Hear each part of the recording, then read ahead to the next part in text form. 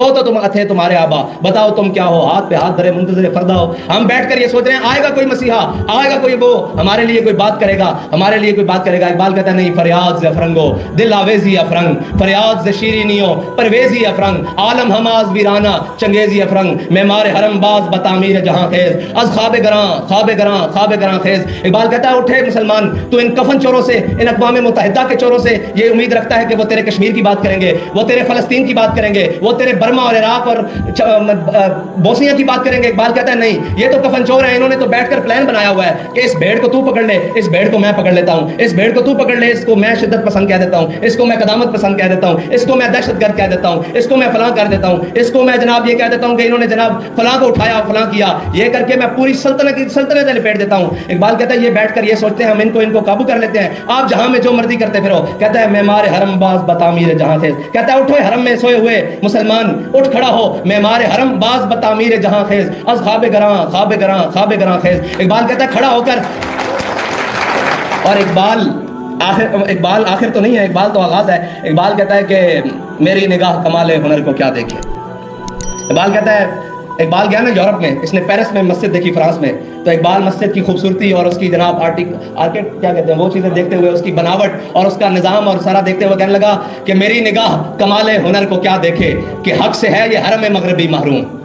کہہ رہا ہے بنایا تو بڑا خوبصورت ہے لیکن اس کے ممبر پر حق بات نہیں ہو سکتی، یہ کمال ہے۔ میری نگاہ کمال ہنر کو کیا دیکھے کہ حق سے ہے یہ حرم مغربی بیگانہ، یہ حرم نہیں ہے۔ اقبال مسجد کو کہہ رہا ہے، ہم کہتے ہیں جی مسجد میں یہ نہیں۔ اقبال کہتا ہے جس مسجد میں حق بات، جس ممبر سے حق بات بیان نہیں ہوتی وہ مسجد ہے ہی نہیں۔ کہتا ہے یہ حرم نہیں ہے، فرنگی کرشمہ بازوں نے تنے حرم میں چھپا دی ہے روح بت خانہ۔ اقبال کہتا ہے یہ حرم نہیں ہے، اس کا تن حرم والا رکھا ہے لیکن اندر انہوں نے بت رکھ دیے ہیں۔ وہ بت جو کچھ بھی ہو جائے دنیا میں وہ بیٹھ کر آپ کو نماز روزے اور زکات کے مسائل بتائے گا، وہ یہ نہیں بتائے گا حضور 27 غزوات میں تلوار اٹھا کر خود بھی گئے۔ کیوں تکلیف ہے جی، کیوں تکلیف ہے پوری امت کو؟ وہ ایٹم بم مار دے پوری دنیا پہ، کوئی ان سے سوال کرنے والا نہیں ہو، اور ہم اپنے آقا و مولا کی تلوار کی حفاظت بھی بڑے ڈر ڈر کے کرتے ہیں کہ جناب نہیں جی اسلام امن سے پہلا ہے۔ بھائی اسلام ہر اس عمل سے پہلا ہے جو میرے آقا و مولا نے کیا ہے،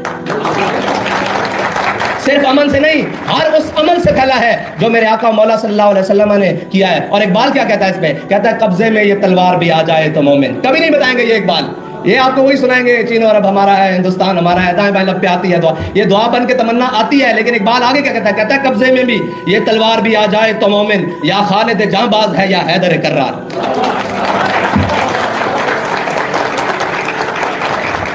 تو اقبال اور چیز کا نام ہے، اور اقبال نے ایک نظم لکھی ہے کشمیری مسلمانوں کے لیے، پانی تیرے چشموں کا تڑپتا ہوا سیماب، اور مرغان سحر تیری فضاؤں میں بے تاب اے وادی لولاب۔ اور آخر میں اقبال مجھ سے مخاطب ہے، جو کوئی ممبر پہ بیٹھتا ہے، جو کوئی جناب صاحب مسند ہے، اقبال کہتا ہے گر صاحب ہنگامہ نہ ہو ممبر و محراب، کہہ رہا ہے گر صاحب ہنگامہ نہ ہو ممبر و محراب، دی بندہ مومن کے لیے موت ہے یا خواب۔ کہہ رہا ہے مولوی صاحب، پنجابی میں ہو جاؤں، کہتا ہے مولوی صاحب اگر تسی بہ کے اتھے صرف نماز روزے اور باقی مسائل ہی دسنے تو پھر تسی خواب دیاں یا جناب موت دیاں گلاں سنا رہے ہو۔ اگر زندہ رہنا تو انہوں نے دسو کہ بدر اچ کیویں پہنچے ہاں، احد اچ کیویں پہنچے ہاں، خندق اچ، مریسی اچ، مستلق اچ کیویں پہنچے ہاں۔ کہنا مولوی صاحب انہوں نے دسو کہ اسی 16 سال دی عمر دیبل دے مقام چ کیویں پہنچے ہاں، انہوں نے دسو کہ جناب اسی کشتیاں جلا کے اندلس کیویں گئے ہیں، انہوں نے بھی نال دسو، ورنہ وہ کیا کہتے ہیں لے دے کے انہیں تاریخ سے یہ یاد ہے۔ اقبال کہنا ہے انہوں نے کی پتا ہوئے تاریخ نال، ایک قوما اوہن جڑیاں جناب اپنے تاریخ تو بیگانہ، انہوں نے پتہ ہی نہیں کہ انہوں نے زمانہ کی کھیل کھیل گیا، اور انہوں نے پتہ ہی نہیں کہ جناب انہوں نے کی کر گیا۔ اقبال نے اگر میں وہ غزل باقی اعجاز ہے کسی کا یا گردش زمانہ ٹوٹا ہے ایشیا میں سحر فرنگیانہ۔ اور آج اقبال تو اس کے بھی خلاف ہے، جو نئی سٹرکچر ہے بڑے بڑے، کہتا ہے تعمیر آشیاں سے میں نے یہ راز پایا۔ اقبال کہتا ہے تعمیر آشیاں سے، یعنی میں نے گھر بنانے سے، اقبال کہتا ہے تعمیر آشیاں سے میں نے یہ راز پایا کہ اہل نوا کے حق میں بجلی ہے آشیانہ۔ اقبال کہتا ہے کہ، اور آخر میں اقبال کہتا ہے کہ جب تو اپنی نگاہ صاف نہیں رکھ سکا تو پھر تیرے ساتھ ہوا کیا؟ کہتا ہے تیری نگاہ سے دل سینوں میں کانپتے تھے۔ کہہ رہا ہے تو دیکھتا تھا تو کانپ جاتے تھے، تو کھڑا ہوتا اور چلتا تھا تو پھر تو منظر ہی اور ہوتا تھا نا۔ اور کبھی آوارہ و بے خان عشق، کبھی شاہ شہاں نو شیر عشق، کبھی میدان میں آتا ہے ذرہ پوش کبھی اریان و بے تیغ و سنائش. کہتا ہے اقبال کہتا ہے عشق کے بھی اپنے اپنے سٹیپ ہیں اور اپنے اپنے مقام ہیں. کبھی آوارہ و بے خانمائش, کبھی کہتا ہے یہ صحرا اور وادیوں میں جا کر جناب اپنے گریبان بھی پھاڑ لیتا ہے, یہ عشق ہے. کبھی آوارہ و بے خانمائش, کبھی شاہ شہاں نوشیروانش, کبھی کہتا ہے عدل کے تخت کے اوپر بیٹھ کر جناب نوشیروان بن جاتا ہے. کبھی آوارہ و بے خانمائش, کبھی شاہ شہاں نوشیروانش, کبھی میدان میں آتا ہے ذرہ پوش. کہتا ہے کبھی کبھی یہ میدان میں آ جاتا ہے ذرہ پوش یعنی کہ وہ چادر اوڑھ کر, کبھی اریان و بے تیغ و سنائش. حضرت درار بن ازور کے بارے میں وہ اقبال اشارہ کر رہا ہے نا کہ کبھی اریان و بے تیغ و سنائش. کہتا ہے حضرت درار بن ازور جب جہاد کرتے تھے نا تو جب ان کو زیادہ جوش آتا تو وہ ذرہ اتار کے قمیض بھی اتار لیتے تھے, یعنی کہ بند ذرہ بند ہونا اپنی حفاظت ہے جس کو بلٹ پروف کہتے ہیں جیکٹ, وہ بھی اتار کر لڑتے تھے. کبھی آوارہ و بے خانمائش, کبھی شاہ شہان و شیروائش, کبھی میدان میں آتا ہے ذرہ پوش, کبھی اریان و بے تیغ و سنائش, کبھی تنہائی کوہ دمنش,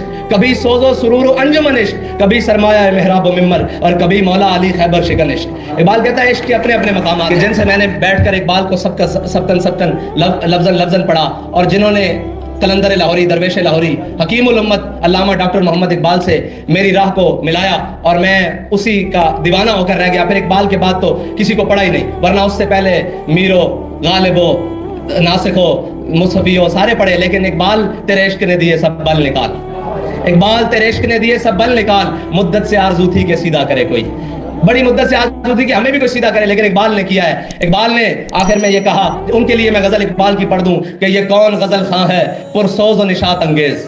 اقبال کہہ رہا ہے یہ کون بول رہا ہے, آواز میں بھی بڑا درد ہے اور لے میں بھی بڑی خوبصورتی ہے. یہ کون غزل خواں ہے پرسوز و نشاط انگیز, اندیشہ دانا کو کرتا ہے جنوں آمیز. اقبال کہتا ہے جو دانا بیٹھے ہوئے ہیں نا, جمع تفریق کرنے والے اور جناب لوگوں کو بتانے والے, نہیں یہ غلط راستہ ہے, یہ جناب بڑی یہاں جان چلی جاتی ہے, یہاں یہ ہو جاتا ہے. کہتا ہے یہ کون غزل خواں ہے پرسوز و نشاط انگیز, اندیشہ دانا کو کرتا ہے جنوں آمیز, گو فکر بھی رکھتا ہے انداز ملوکانہ, نا پختہ ہے پرویزی بے سلطنت پرویز, اب حجرہ صوفی میں وہ فکر نہیں باقی, ہو خون دلے شیراں ہو جس فکر کی دستاویز, اے حلقہ درویشاں وہ مرد خدا کیسا ہو جس کے گریباں میں ہنگامہ رستاخیز. اقبال کہتا ہے اوے اللہ کے بندے, اگر تجھے وہ کوئی درویش مل جائے جو تجھے پکڑ کر تیرا ہاتھ حضور کی بارگاہ تک لے جائے تو وہ خالی درویش نہیں ہے, وہ اپنے گریباں میں قیامت جیسے ہنگامے رکھتا ہے. اقبال کہتا ہے اے حلقہ درویشاں وہ مرد خدا کیسا ہنگامہ رستاخیز, اور جو ذکر کی گرمی سے شعلے کی طرح روشن, جو فکر کی سرعت میں بجلی سے زیادہ. یہ اقبال کا کمال ہے کہ جو لفظ عام شعر ہو جائیں گے وہ کبھی بھی زبان پر نہیں چڑھیں گے, لیکن جو دوسرے ہیں وہ اقبال کہتا ہے جو ذکر کی گرمی سے شعلے کی طرح روشن, جو فکر کی سرعت میں بجلی سے زیادہ تیز. اور اقبال کہہ رہا ہے تیری تباہی ایسی نہیں ہے, کہتا ہے انداز ملوکانہ رکھتا ہے گو فکر بھی. اقبال کہتا ہے تو کیا سمجھتا ہے کہ اللہ تجھے ایسے ہی چھوڑ دے گا. کہتا ہے ملوکیت آثار جنوں پیدا کرتی ہے. اقبال کہتا ہے یہ جو ملوکیت ہے نا, جب باپ آیا تو پھر بیٹا آیا, میں اپنے آپ کو ملوکیت کا ایک بندہ سمجھتا ہوں, اس لیے کہ میں اس مسند کا کم از کم حقدار نہیں ہوں. مجھ سے بہت سارے اچھے ہیں لیکن میری مجبوری ہے, جس دن میں یہ سمجھوں گا یہ مجھ سے بہتر ہے میں اس کو اسی مسند پر لا کر کھڑا کر دوں گا. میں ملوکیت کا ماننے والا نہیں ہوں, میں اس کا ماننے والا ہوں کہ جو حقدار ہے اس کو حق ملے. اللہ کے نشتر ہے تیمور ہو یا چنگیز. اقبال کہتا ہے یوں داد سخن دیتے ہیں مجھ کو عراق و پارس. اقبال کہتا ہے کہ اہل عراق اور پارس مجھے یوں داد سخن دیتے ہیں, یہ کافر ہندی بے تیغ و سنا ہے خوریز. اقبال کہتا ہے یہ جو منکر ہندی پھر رہا ہے نا, اس کے ہاتھ میں تلوار تیر نیزہ گولی تو نہیں ہے, لیکن ہر کسی کا جگر پگلاتے ہوئے جا رہا ہے. اور پھر اقبال نے آخر میں حضور کی بارگاہ میں جو پیش کیا ہے, اقبال کہتا ہے کہ تو غنی از ہر دو عالم من فقیر, روز محشر عذر ہائے من پذیر, ور حساب امرات بینی ناگزیر, از نگاہ مصطفیٰ پنہا بگیر. اقبال کا توازن بھی ہے شاعری کے ساتھ, وہ دو اشعار آپ کو سنا دیتا ہوں. اقبال بڑی وسعت رکھتا ہے, بڑا ٹائم چاہیے اس کے لیے اقبال کے لیے. اقبال آخر میں اعلیٰ حضرت بریلوی نے فرمایا کہ حاجیو آؤ شہنشاہ کا روزہ دیکھو, کعبہ تو دیکھ چکے اب کعبے کا کعبہ دیکھو. دل کو ہم سمجھا بجھا کے سوئے کعبہ لائے تھے, اب دل ہمیں سمجھا بجھا کے سوئے جانا لے چلا. تو ایک بار بھی کہتا ہے تو فرمودی راہ بتہا گرفتیم ورنہ جز تمہارا منزل نیز. کہتا ہے یا رسول اللہ آپ نے فرمایا کعبے جانا ہے, جا کے حجر اسود کو بھی چومنا ہے, مقام ابراہیم پہ نفل بھی پڑھنے ہیں. تو فرمودی راہ بتہا گرفتیم ورنہ جز تمہارا منزل نیز. کہتا ہے یا رسول اللہ ورنہ آپ کے در کے علاوہ میرا جانا کہیں بنتا نہیں ہے. یہ اقبال کا عشق ہے. اور پھر اقبال کہتا ہے لوگ وہ ساری تجلیوں کی اور باتیں کرتے ہیں نا, اقبال نے خود کہا, کہتا ہے تور موجے از غبار خاناش ताबारा बैतुल हरम ई का शानाश। इकबाल कहता है लोग तूर पहाड़ की बातें करते हैं, मैं अपने आका और मौला की शान बताऊं। हमारे आका और मौला सल्लल्लाहु अलैहि वसल्लम के जो सहन में हजरत आयशा सिद्दीका ने झाड़ू दिया, उस झाड़ू से जो गर्द गुबार उठा, तूर तो उसका भी मुकाबला नहीं कर सकता। अल्लाह ताला हम सबको हुजूर सैयद आलम सल्लल्लाहु अलैहि वसल्लम की सच्ची पक्की गुलामी अता फरमाए और इकबाल के उस शेर के मिसदाक बनाए, जब इश्क सिखाता है आदाब खुदा और ना उम्मीद न हो इनसे ए रहबर फरजाना, कमकोश तो है लेकिन बेज़ौक नहीं राही। और इकबाल कहता है कि आखिर में ए तायर ला होती उस रिस्क से मौत अच्छी जिस रिस्क से आती हो परवाज में कुताही। अल्लाह ताला मुझे और आपको अमल की तौफीक अता फरमाए और इकबाल को समझने की तौफीक अता फरमाए।